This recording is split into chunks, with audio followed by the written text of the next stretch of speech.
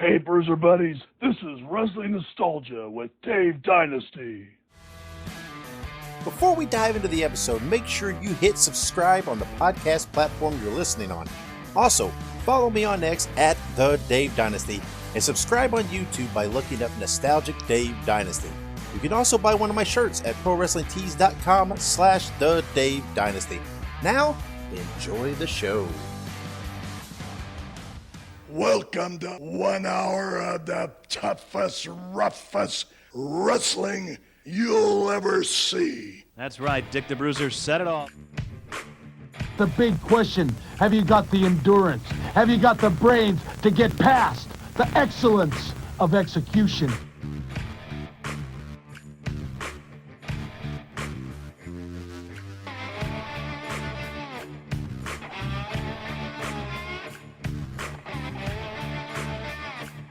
The reason why Axe and myself were put on this earth is to demolish people.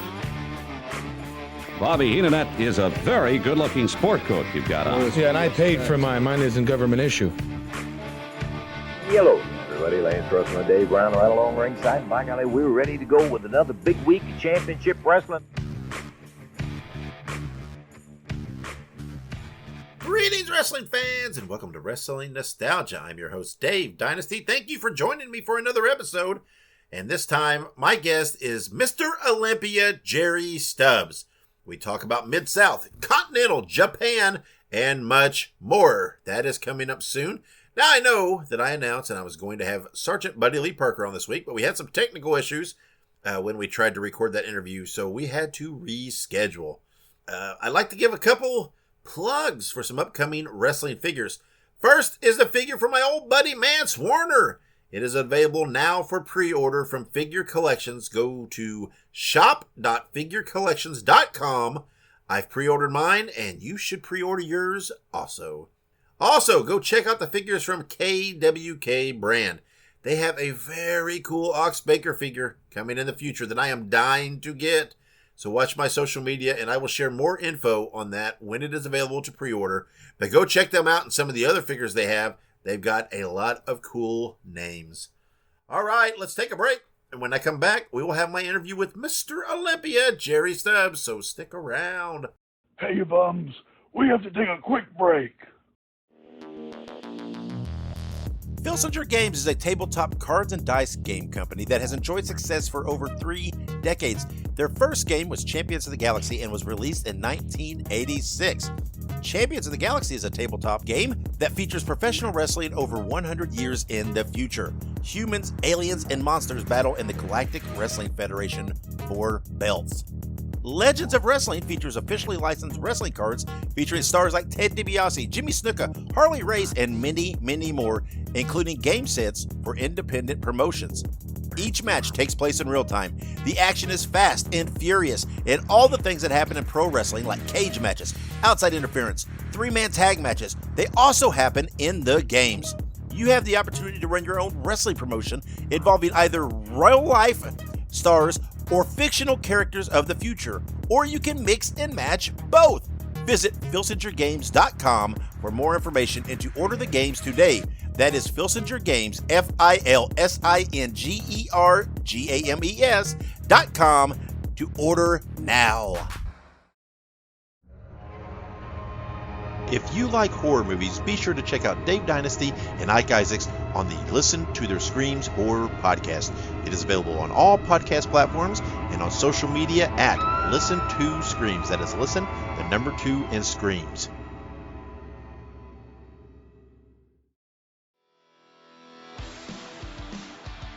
Hey ho, everybody.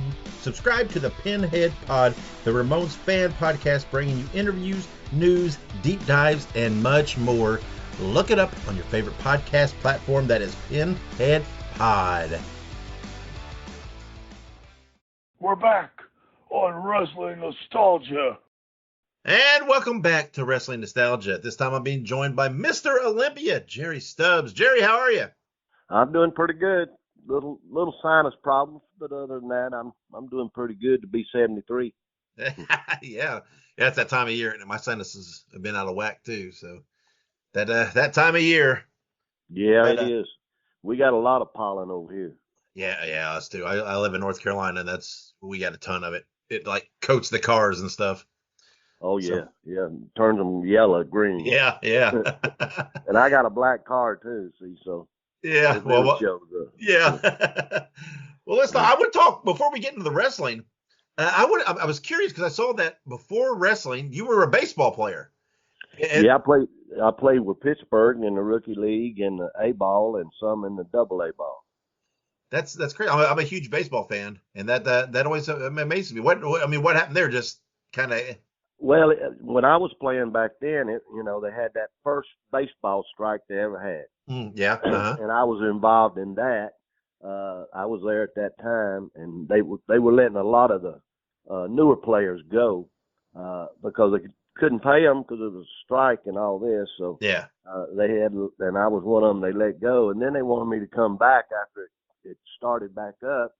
But I was doing something else, and I just wasn't interested to go. Yeah. That's funny. I might have, should have, could have, but yeah. I'll never know. I mean, Pittsburgh had some good teams in the 70s, and yeah, they did it. That was a good time. Yeah. Are you still a baseball fan? Oh yeah. I watch the Braves now. Yeah. When they come on, but not as much as games. Just to me now that I'm older, seem like they just long. Yeah. So, yeah, well, you're a Georgia boy, so yeah, you like the Braves there. I'm a Midwest guy originally, so I'm a Cardinals fan. Cardinals, I like the Cardinals. Yeah. Well, and then you started wrestling there in Georgia. When I saw it was around 76. How did you get involved, and what was your training like? Well, actually, I knew the Fullers because I went to school with Robert Fuller, and we just played a lot, down at his farm in Locust Grove, Georgia. Yeah. And they had a ring set up in the barn. We'd go out there and wrestle and play and do all kind of crazy stuff. And just one day, Robert called me from Atlanta TV up at Ted Turner's and said, "Hey, they want you to come up here and wrestle on TV." And I said, "You think I can?" Because I've been doing it with him for a long time, and I've gotten pretty good at it. So I said, I don't know. But I made up my mind. I went up there and I done two or three tapes. I wrestled Moondog Maine was one of them. Dick Slater, I think, was one. And then I had a tag match with the Anderson brothers. Mm-hmm. So I got kind of filled in real quick. Yeah. And then, in those first few years, you wrestled, like you said, virtually everyone, right? You just mentioned a few there. Right. Yeah. I had, I wrestled Bob Backlund, yeah. Dean Ho, Ricky Steamboat, Rick Martel, Randy Savage, Bob Orton Jr., and Bill White from up that way, up in the Carolinas. Yeah. Frank Monty, I think, was up in the Carolinas when I was there, and I wrestled him a lot. Yeah. So I wrestled some good people. Yeah, which is, that's how you learned, right? You got in there with those guys and doing the reps, doing the matches. That's right. They say, you only get better wrestling people better than you are.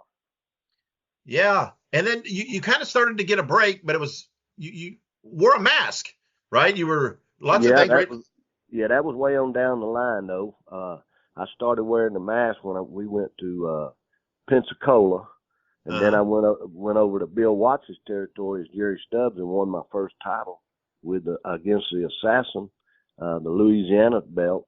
And from there, I just kept going. And one day I was working out in the gym in Pensacola with Bob Armstrong, and Bob he came over there and said, "Look, you looking good, man." He said, "You look like a Mr. Olympia." I said, "Well, that's not bad." He said, "I think you ought to go put your mask on and go with Mr. Olympia." Yeah. And I did that, and then went over to Bill Watts' territory again after I done got built up, because Jerry Stubbs he wasn't skinny, but he wasn't built up like Mr. Olympia guy. Yeah. And I put it on, went over there. Bill Watts wanted me to come over there and be a partner with JYD, Junkyard Dog. And I did that, and from then, and I went back, and then, they wasn't hardly nobody knew who I was when I came back over there. Yeah. So, and a lot of people may not realize, Miss Olympia used to be the big bodybuilding contest. Right. Yeah. Right. So that's kind of how that stemmed. But I read, were you an Atlanta police officer? Yeah, well, not Atlanta. It was Clayton County, south of Atlanta. Okay. Did that have anything to do with you wearing a mask a little bit to hide your identity? Well, it did at first. You know, at first I was doing some outlaw shows and TVs for them when I started going up there, and I started wearing a mask because I knew I was going to have to put some people over, and I didn't want to take all the ragging and all that. So I went as a Raider, I went as Matador, Olympian, Olympian, all that stuff. You know, trying to stay hid a little bit, but they all knew. I just, I didn't want them to see me getting beat all the time. And then finally, when I did take it off and wrestle up there, Jerry Stubbs and stuff, I did take some ragging. But I said, well, they said, well, you got to get off your back. I said, I'm trying to get off my back. Yeah. Well, and you talked about in Mid-South teaming with Junkyard Dog, and you won the tag titles. And you won them from the Wild Samoans. So tell us, they've been back in the news because they both passed away fairly recently. Right. What was it like working with Offense Seeker? Oh, it was a dream, and we could have made tons of money if they would have just kept a straight head on them. But they thought Bill should pay them more money. We worked the Superdome, and they didn't get as much money as they thought they was going to get. Yeah. And they just told Bill, hey, we're leaving, and Bill tried to get them to stay, but they said, you don't pay well enough, so they did, they left, and so then we had to start working with other people, but we could have made a ton of money. Yeah. Roman Reigns and all them kids. Yeah. That they had. I used to live in Pensacola, and we lived right on the beach. Yep. And I'd go out on the beach a lot of times and see all of them, the whole family. They'd be out there all together. There's a ton of them. All kids running around. I knew them when they were babies. I knew the Rock too when he was a baby. Yeah. Yeah, that's where all those guys, that family lived and hung out, and that's where Offense Seeker had their training school for a while and ran shows, and later and everything else is that Pensacola area, that Gulf area. Oh, right. Yeah. And go ahead. No, I was just going to ask you about, you eventually turned heel on JYD. And I think everybody did. At one time, if he had a partner or some, I think everybody at one time, turned against him. And when I turned against him, it was a wild thing. I'm telling you. I had about 15 police officers trying to get me out of that auditorium there in New Orleans, and because they was gonna kill me. I mean, them people were hot, and them Cajun people too, man. Yeah, they take you down in one of them woods and swamp, and feed you to the alligators. You won't disappear. You won't never get out. Well, and tell a lot of people may not realize about JYD because maybe they only know his later stuff. Where, man, that guy in New Orleans, I mean, he was it. He was super over, and it was it's one of those things you can't grasp unless you saw it. Yeah. I mean, when they started playing his music, then people went nuts. Yeah. Every time he came out, and when we were partners, shoot, man, hey, we was doing good. I'd carry most of the load because he only done certain things, and he'd come in and do his thing and all that. And, hey, we got over like $1 million, and then when I turned on it, it was really at a time they didn't expect it. Yeah. Hey, no, everything's going good, and then all of a sudden, boom. Yeah. And then Skandor Akbar was starting to Bill put him with me to manage me, and so we rock and roll, man. We had some good times, good people down there too. Yeah. Did you have a preference on working heel or face? Because a lot of times, when you have a mask gimmick, working heel's a little more fitting for that. Yeah. Really, Mr. Olympia was a strictly baby face for most of the time. Jerry Stubbs was the heel. Yeah. When I came out and all that, because they never knew what I was going to do, if I was going to be good, bad, or ugly, or what. And they'd boo me too, man. I had some heat. Yeah, and in '84, another person you teamed with was a very young Arn Anderson. Anderson, he was wrestling at Super Olympia. Did you at that time? I mean, he was pretty young. Did you see a lot of potential in him and maybe what he'd become? Yeah, I did, and I really saw him over there with Bill Watts in that territory. He was over there with us. Yeah. And I called Ron Fuller and Bob Armstrong because they would do, running the shows over there in Pensacola. And I said, I got a guy that, y'all might want to look at and, bring over in our territory. Because I was fixing to leave at that time, too, to come back over in Pensacola. Yeah. And they said, okay. And they started, checking around and whatever. And they brought him over there. And they brought him over there because I mentioned, I said, well, why don't you, I'm fixing to come over there and I'll be Mr. Olympia this time, not Jerry Stubbs. Yeah. And built up and stuff like that. And I said, why don't you put a mask on him and call him Super Olympia? Yeah. And I said, we'll work a program. I said, I think me and him can have some good matches. And we had some great matches. And went over there and it got over real good. And eventually I unmasked him. And then eventually later on down the road, I unmasked, and then me and Arn was tag team. We was a heck of a tag team. Yeah, and everybody talks about Arn. You hear a lot of talk about Arn in that Panama hat, but when you guys teamed up, you wore the hat too. You wore the Panama hat. Right. Yeah, and we put that together, and we become tag partners, and we worked good together. Yeah. And so we had some hellacious matches. Yeah. Well, when you were in Mid-South, everybody talks about. So, what did you think of those long Mid-South drives?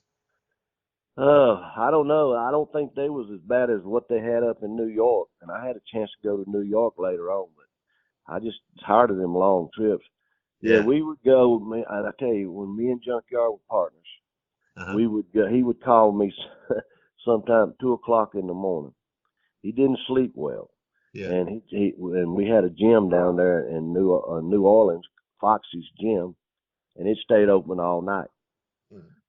So he would call me at 2:00 in the morning, and I'm sleeping, good too. He said, hey, and he called me, hey, let's go work out. I said, I'm asleep. He said, well, I can't sleep. I'll come pick you up. Get out of bed. Let's go. He come over there and get me. We'd go to Foxy's gym, work out about 2 hours. And then we go get some breakfast, go take a shower, because we had a trip, it could have been anywhere from 300 to 500 miles. Yeah. And so we went and got ready, and then time to leave to go to the show and all that. He said, hey, how about you driving? And I won't charge you no trans. I said, okay, I'll drive some. I said, you drive. So he'd lay over there asleep, snoring, and about most of the trip. And then I ended up driving the whole thing. But Bill Watts gave him a Mercedes. Back in the day, Bill had a Mercedes. He'd buy him a new one, and he gave it to Dog. And Dog sold me his old Buick Electra. It was a nice car too, and he sold it to me at a good price. And but every time we go, man, I'm telling you, he'd want me to drive. And he'd sleep. It'd been different if he'd stay awake and talk to me. Yeah. So I'd turn the radio up high and go on down the road. He knew what he was doing, wasn't he? He couldn't sleep at night. He was going to sleep on that trip. Right. He slept good in the car, I can tell you. Yeah. And, when you were in Continental, right, you held the Continental title, and you traded back and forth some with Brad Armstrong, who a lot of people talk about one of the most underappreciated guys in wrestling. What'd you think of Brad? Brad was probably one of the best young wrestlers that ever come across. And I say that, and a lot of people don't know, but I helped train Brad. Okay. Him and his brother Scott Armstrong. I helped train him, and he was such a good worker, easy to work with too. Yeah. He left us too soon. Yeah. And everybody always talks about Brad, had such a good personality and everything else, but then when you get in front of the camera, he's like, he clammed up. Yeah. But he did, boy. He was something else. He was good now. Yeah. Now he's like, we've lost his mama, his daddy. Yeah. Yep. It's a lot of us are leaving this old world. That's right. Yeah. And another Armstrong, of course, the patriarch, Bob, the Bullet. Yeah. In '86, you lost a mass versus match to the Bullet, which had to be a hot contest. Tell us about that. It was. We worked it up to the end so I could actually take off the mask or him take it off. Mm-hmm. And then the first time he took it off, I had one underneath. And the people booed, they were mad and all that, 'cause I wasn't a heel too much with Mr. Olympia, mostly with Jerry Stubbs. Yeah. But when he took that, I had to unmask because he beat me. So I took it off and I had one underneath it. So we had to do it again a week or so later, and where I was barred from having any extra underneath or whatever, and he ended up taking it off of me, and that's when I kind of came out of the mask, and me and Arn Anderson went as partners. Yeah. Yeah. One of the Avengers, a guy like Bob or whoever, when they were a face, they could throw that mask on it, as the Bullet or whatever, and people knew who it was, but they didn't care. No, they didn't care. That was his gimmick, Yeah. That Bullet Bob had that mouth, kind of out. Yeah. Too. Everybody knew who he was, and so on and so on. And we had some good ones, though. We had some good tag matches with him and Brad. Yeah. We had a good territory down there. Yeah, it was. And you wrestled a lot also for All Japan. How'd you like working in Japan? Oh, I liked it. Every time I went, I'd go for about 4 to 6 weeks, and I probably went over there probably five years in a row. And I worked at one time. I went over there as Jerry Stubbs to start with. Then I went back years later as Mr. Olympia, and they didn't know who it was. Yeah. And also back then, I was wrestling Inoki and all those guys, but I teamed up with Tiger Jet Singh. And the last 2 times I went over there as Ashik. Right. Yeah, and wrestled with him as his partner every time I went over there. Made some good money at that time, and hey, just kind of got over as Ashik, Yeah. So, but it was fun. It's different now. It's different. Yeah. Over there, they got 9 million dang taxi cabs. And they go down the road. If you get in a taxi and you got to go somewhere, whatever, them drivers are blowing the horn, beep, beep, beep, beep, beep, all over. So we had, I think it was Terry Funk. Terry Funk was with us. And Terry, he was in the back seat. One of us was riding in the front, and I forgot who else was with us. But he slapped that cab driver in the back of the head, and he said, "You blow that damn horn one more time, I'm going to throw you out of this cab." So, I bet he listened to Terry. I bet he listened to Terry, didn't he? Yeah, he didn't blow it no more. Terry was next to God over there, wasn't he? Oh yeah, him and Doris both. Yeah, that's right. And the Road Warriors, they were big. Yeah. So I had some good times. I was over there with the Road Warriors and the Funks at one time. Yeah. Yeah, those guys. That's a right. I'm telling you, that's a right. Yeah, those guys could always go back and do a tour and make some money. Oh yeah. And they paid good. When you left, they paid you with brand new $100 bills. Yeah. Well, another guy you toured Japan with and became friends with was Curt Hennig. Oh, Kurt. Okay, yeah, Mr. Perfect. Yeah, tell us that tell us that story about the Mr. Perfect gimmick, because that you came up with it. Yeah, I was talking about it, and when I was over there, and Kurt was listening and all that, and he said, "Yeah, I'm trying to find me a gimmick to take back to New York. When I go, I got to change myself around and this, that, and the other." And I said, "Well, shoot." I said, and I was talking to him about the gimmick of going under there, and he said, "Mr. Perfect," he said, "I don't want to wear no mask." I said, "You don't have to wear no mask. Yeah. Just act the part, Yeah. Act like you got money, act like you got everything, you just perfect for everything." Yeah. And he did. He took it back and ran with it and did pretty good. Yeah. And he left too early, Yeah, absolutely. Yeah. No offense, Jerry, but that gimmick it was tailor made for Curt Hennig. It worked with him. It did. Sure did.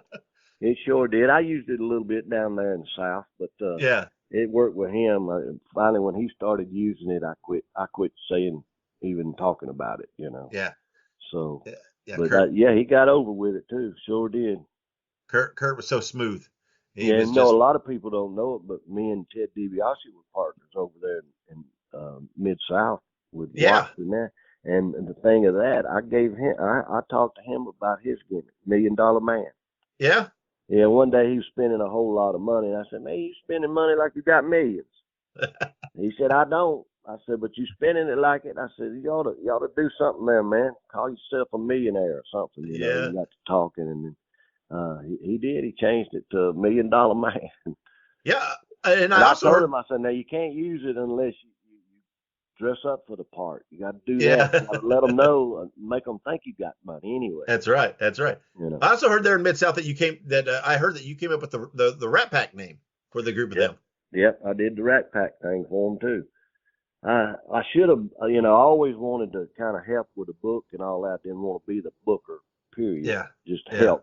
And Ron and Bob and those guys down there always listened to what I had to say, and when I was a United States junior champion, I called most of my finishes, Yeah. and things. So they kind of gave me a run and able to do what I did, Yeah. Not many people was able to, just speak up and do what they wanted to do, Yeah. But they took care of me. They did good, by me, and I moved down that way at that time. Stayed down there a while. Yeah. The Rat Pack, I always thought that was kind of an ingenious thing too, right? Because obviously, the Rat Pack, Frank Sinatra, Sammy Davis Jr., all those, right? The cream of the crop, the elite of these guys. And using it over in wrestling with the same kind of concept, I always thought that was pretty ingenious. Right. And seeing, I got a lot of my stuff off TVs and things, watching this and that and putting little spots in there and little things in there, Yeah. But that's what you got to do. You got to entertain the people, and you got to have something. You can't just be plain. Yeah. Or they forget plain people, they're on the first match most of the time, and you got to find something to be flamboyant or something. That's right. And like we mentioned, right, you've had a lot of successful tag teams, a lot of different partners. We talked, Junkyard Dog. We talked about Ted DiBiase. We talked about Arn Anderson, but you teamed with Tony Anthony, Brad Ringens, Paul Diamond, lots of other guys. Did you have a favorite partner to work with that you thought you gelled with the best? Well, probably the best two. I got two of them. Probably would be Tony Anthony, the Dirty White Boy, and Arn Anderson. Okay. Me and Ted had some good ones over in Oklahoma. We had a big fight in Tulsa, Oklahoma, and all the security guards left us in the ring, and people trying to get in there, and we knocking them out, and we had to get all the wrestlers from the back to come help us get back to the dressing room. One of them bit Ted's finger almost off. We had to go to the hospital that night to get that fixed. And but it got rough sometimes. We were wrestling Tiger Conway Jr. and Mr. Wrestling 2. Okay. Yeah. I think of all those names, I don't know that a lot of people would have probably guessed that you would have thrown out Tony Anthony as one of them. So tell us about teaming with Tony. Oh, Tony Anthony was something else. He had his own thing, but he had a little valet. Kim was his valet. Yeah. And so on, and then when we started teaming, we used her as a valet for us, and it went over good. But Tony is a good worker too. He sort of works like Brad Armstrong did, and easy to work with and easy to team with. We all shared it half and half and done what we needed to do and got over and so on. So and the same thing with me and Arn. But I guess if I had to put one of the two, I'd have to put Arn first. Yeah, I mean, it's hard not to, right? I mean, that guy. Yeah, he learned to talk. He could talk and work, and didn't mind working. Yeah, and Arn. I mean, he made you believe, right? I mean, everything he said, even if you thought something was up with other guys, Arn was one of those guys. You're like, I can't believe what he says though. Yeah, right. And so tell us, I heard a story that there was once a plan for you to go to New York in the WWF. Is that true? I was supposed to go, and then I had a blood clot in my leg. Right. So Arn went, and I couldn't go. I had a blood clot in my leg, and Flair was going to bring us up to New York, and we were going to be I was going to be a top masked man, only one who would have been up there at that time, and Arn was going to do his thing. wasn't going as partners. We're going separate. But at that time, I would have been only masked man in the territory. And then they got Rey Mysterio. Yeah. So that's how that worked, and that's why I didn't go. And I had a chance to go back later, but it was too late. Didn't want to go. Yeah. And I didn't really want to travel those miles. Sure. Right. Yeah. I done got my share over Bill Watts' territory because he had some long ones too. Yeah. Yeah. And obviously, right now, WWF all over the country working, every night pretty much, sometimes twice. Did the blood clot, did that lead to your retirement from wrestling? It slowed it down a lot, but it hindered it. It really hindered it, but it slowed it down. But I kept working after I got back and all that. Everything was pretty good, Yeah. So what ended up being where you finally thought, well, it's time to hang it up and get out of this thing? Well, it was the people, Ron Fuller and them, they were closing shop. A lot of territories was closing up. Yeah. And I said, it's time to go, Yeah. So I moved back to Georgia and went to work at my old police department, Forest Park Police Department. Yeah. I got a job. I came back and talked to the director, and he said, matter of fact, they're over there at the fire station taking applications now and interviewing. I'm going to call them and send you over there right now. So he called them, and I went over there and talked to them and all that, and they called me and said, hey, man, you're hired. You need to go get you some uniforms. Yeah. So and that's why I went back. Went back. It was easy. Had that profession behind me. Yeah. And went back and never screwed up, I guess. So they took me back. Took me back easy. Yeah. Yeah. I mean, I think that killed a lot of people's careers, though. Was that just wrestling was changing, right? It was nationalizing. Things were drying up. Right. And a lot of good talent couldn't find. There was no place to work anymore. Right. Right. I mean, right. Wasn't any. Then I actually left there though when they closed up and worked for WOW wrestling over in Pensacola. WWO, I think it was called. Yeah. And they didn't stay in too long. They gave me the junior United States Heavyweight Championship, which was a nice belt. And matter of fact, I got it over here in my collection. Yeah. So I mean, they folded up and went out of business, and that's when I said it's time to go home. Yeah. Did you ever work any with the Wild Samoans and stuff there in Pensacola when they were running some shows and different things, or at their school or anything? Never worked with them over there in Pensacola. Yeah. Sure. All right. Well, tell us something then. We talked about your career, fact that you're a police officer. Tell us something though that maybe most people don't know about Jerry Stubbs. Let me think. Pretty much they know everything about me. Yeah, you got it. I mean, any hidden talents, any hidden interests, or anything that people may not think of Mr. Olympia might have? Let me think a second. I've had some things. Pretty much. I tell you what. I played softball. I could hit a softball 450 feet. Yeah. Yeah. I started playing softball with the police department, and then these teams were trying to pick me up every weekend to go play in a tournament. And I would play. We'd play sometime 2 or 3 o'clock in the morning. These tournaments to get them over with Saturday night instead of having to come back Sunday and finish. Yeah. And but yeah, man, it wasn't nothing. Every time I stepped up to the plate, it was gone.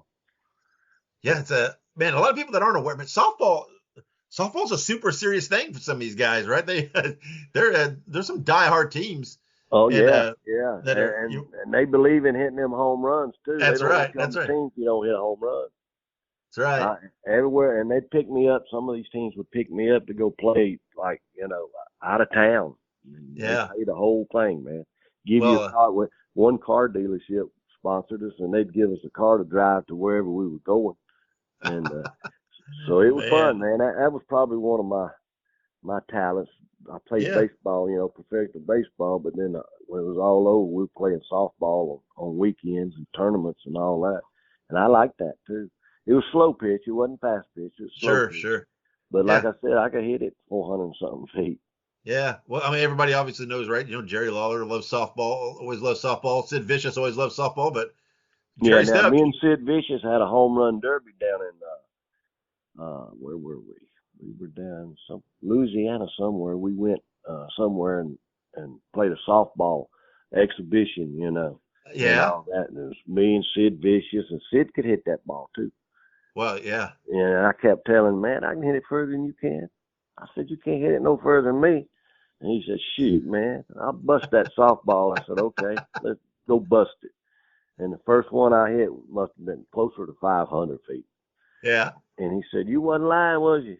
I said, So who won I could hit it 400. Who won the derby? You? I did. Yeah. I won by four balls, four Yeah. home runs. Yep, Yeah. I won't forget it either because I rubbed it in his face. Yeah. Yeah.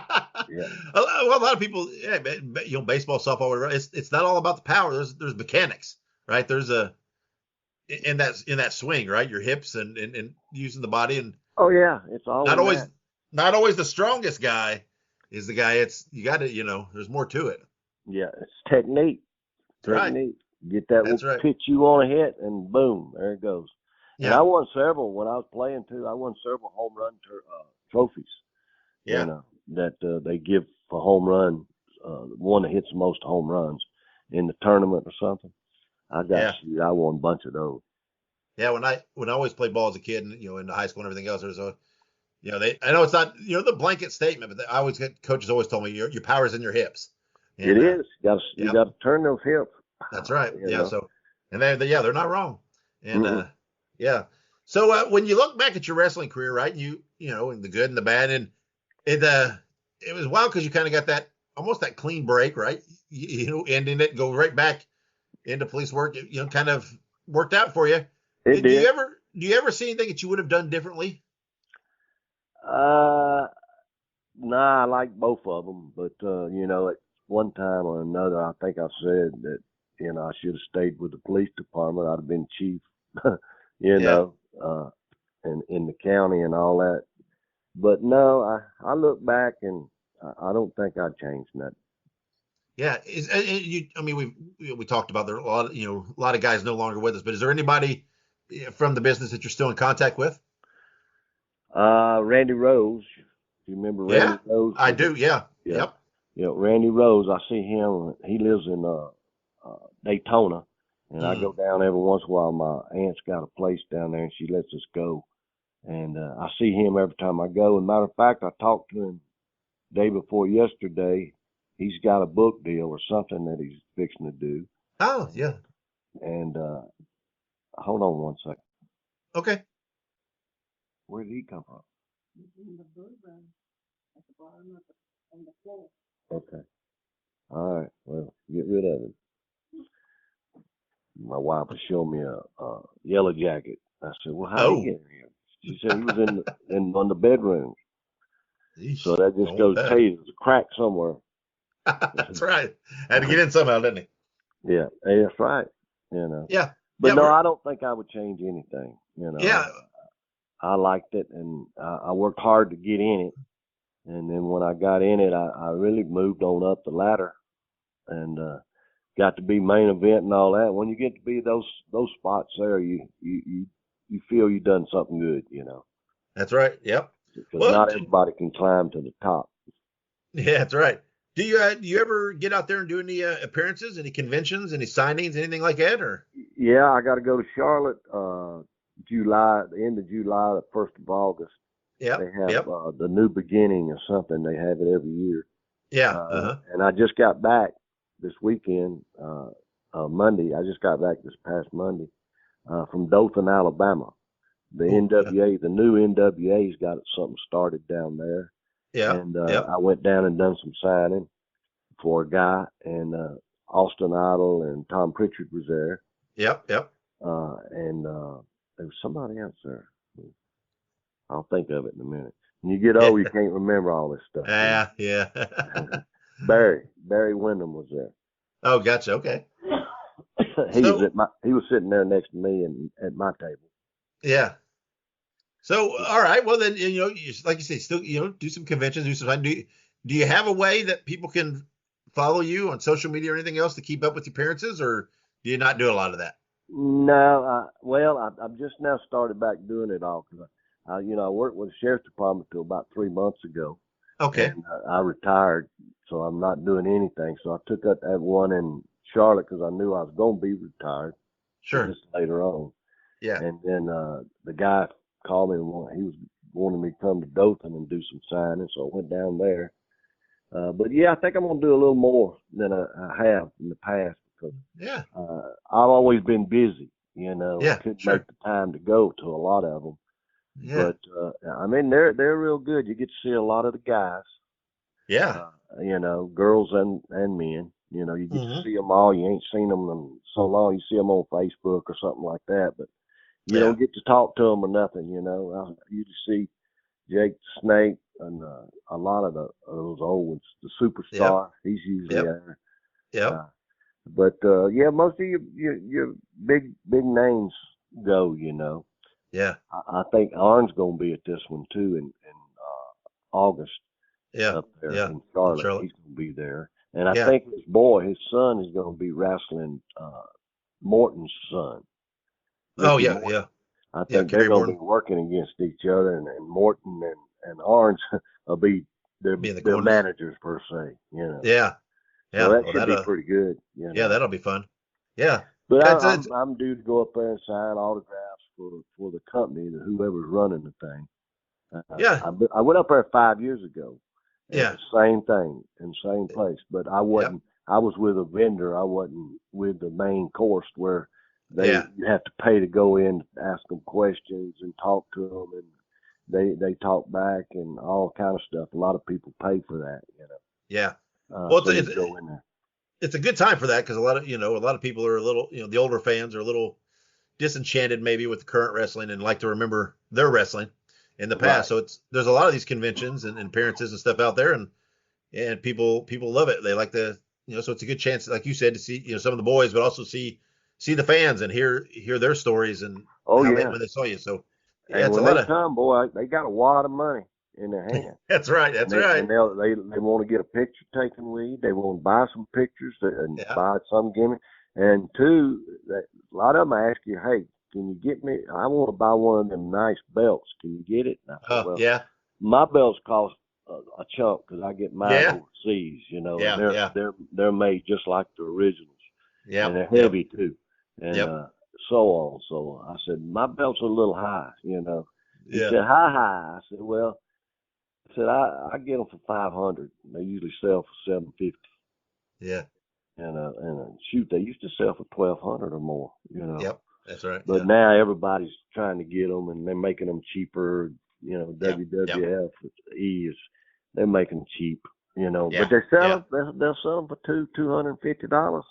That's right. That's right. Yeah.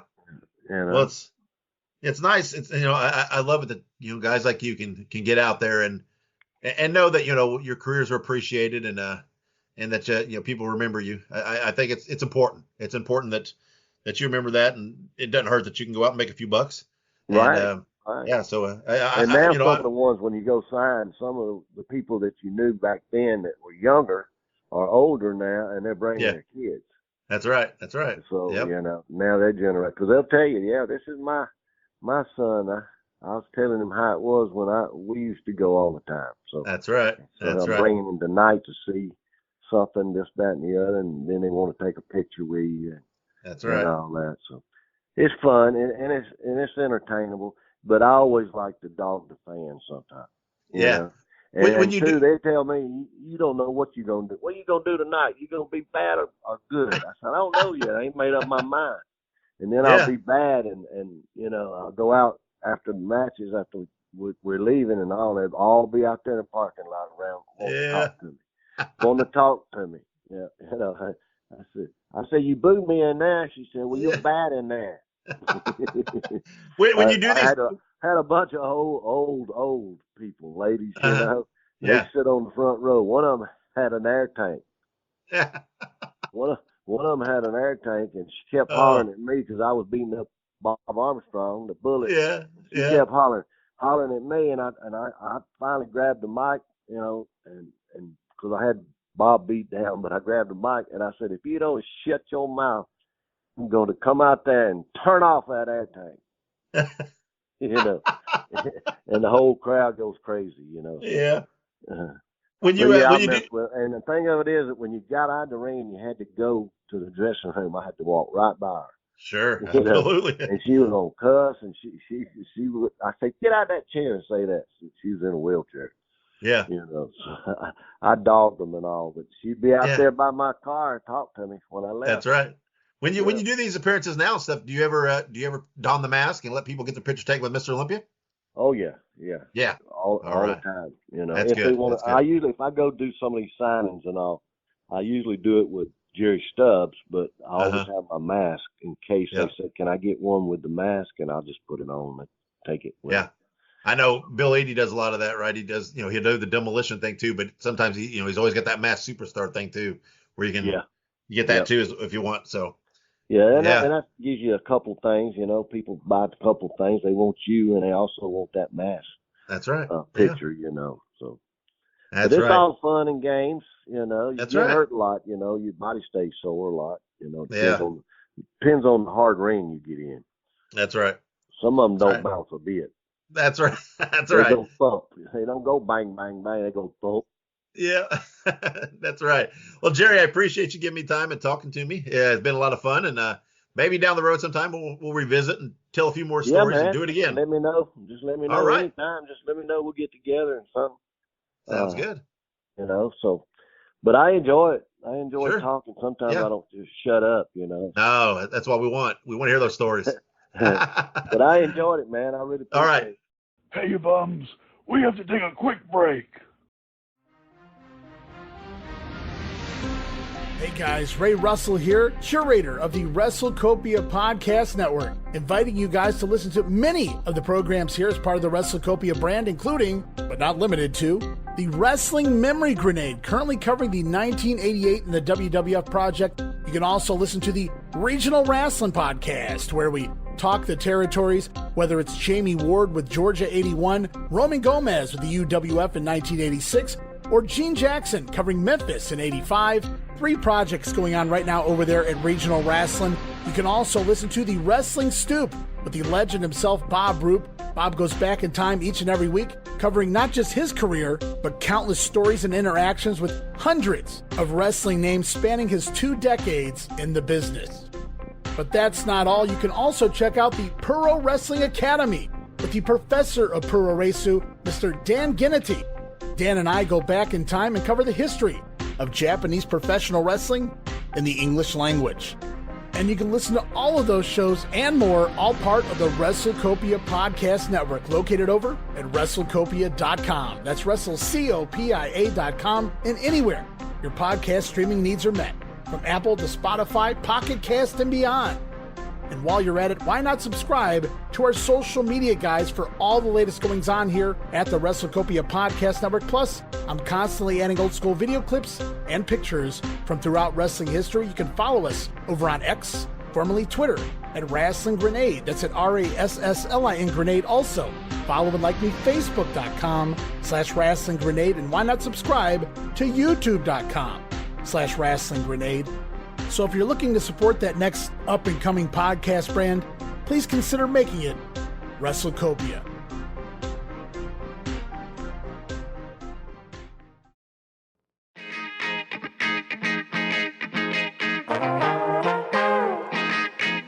Hey, it's Bob Smith, and guess what? The Outdated Wrestling Hour is now part of the WrestleCopia Podcast Network. But hey, no fear, you're still going to hear the unique guests, comedy, music, authors, journalists, funny people. Who knows who's going to end up on the Outdated Wrestling Hour? Remember, it's all new and all old. So check it out in the WrestleCopia Podcast Network and wherever you get your podcasts. Listen if you know what's good for you. Hey everybody, Gene Jackson here, inviting you to check out the Retro Wrestling Review, where each week I'm joined by some great co-hosts who help me review classic episodes of USWA Championship Wrestling, and right now we are doing week-by-week reviews of 1993.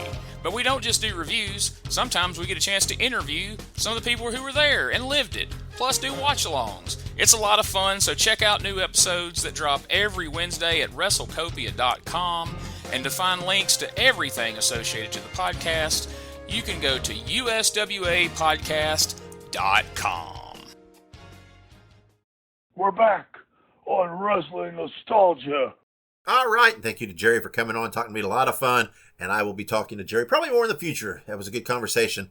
And I look forward to our next one. Guys, go follow me on social media. I'm on pretty much all the platforms. Just look for Nostalgic Dave Dynasty or The Dave Dynasty, and you'll find me there and give me a follow.